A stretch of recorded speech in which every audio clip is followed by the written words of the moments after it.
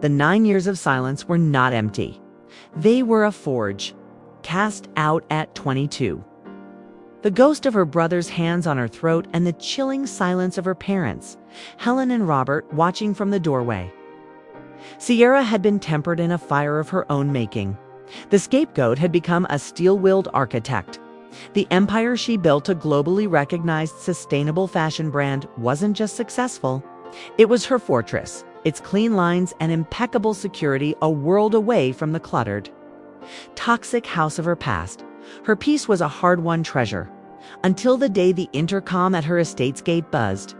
The camera feed showed 3 faces she had carved out of her heart: Helen, Robert, and Marcus. They looked shrunken, worn, their clothes hanging with the thin desperation of lost money. But their eyes held the same old arrogance. "Sierra, it's your family." Her mother's voice crackled, laced with an astonishing sense of entitlement. "Let us in. We've lost everything. Marcus's business failed. The house is gone. It's your turn to do your duty." For a moment, the old wounds threatened to bleed. Then a cold, clear calm settled over her. She pressed the talk button, her voice as smooth and impenetrable as the polished granite of her gates. "I have no family. Don't be dramatic." Her father, Robert, barked. "We're coming in. You owe us." "I owe you nothing," Sierra replied, her tone conversational, almost bored. "You lost the right to make demands of me 9 years ago. When you watched your son try to kill me and then open the door to the street for me, not for him. For me," she could see their shock through the camera. They had expected tears, guilt. The pliable girl they remembered. They found a sovereign state. She didn't stop there. While they stood sputtering at the gate, she was already at her computer. She had a file much more comprehensive than the one for her lawyers. This one was for the court of public opinion. With a few clicks, she sent a detailed dossier to every name that mattered in their former social circle, the country club board, their church committee, their business associates.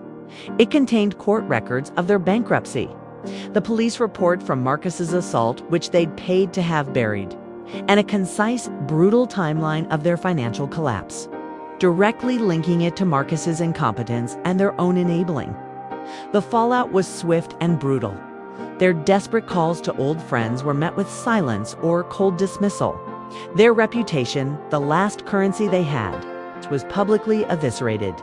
They returned to her gates that night, not with arrogance, but with a frantic, feral panic. "Please, Sierra, we have nowhere to go," Helen wailed, pounding on the metal. "You should have thought of that before you made me know where to go." Sierra said through the intercom, watching them on the monitor from the warmth of her study. That's when Marcus, his failure curdling into rage, tried to scale the gate.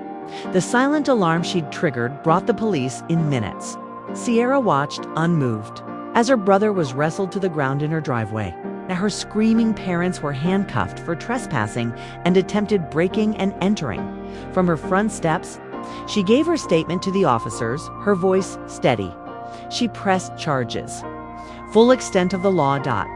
As the police cars pulled away, their red and blue lights painting her serene estate in strokes of justice. Her mother managed to lock eyes with her through the car window. It was a look of pure, undiluted hatred, finally stripped of its maternal mask. Sierra simply turned and walked back into her home.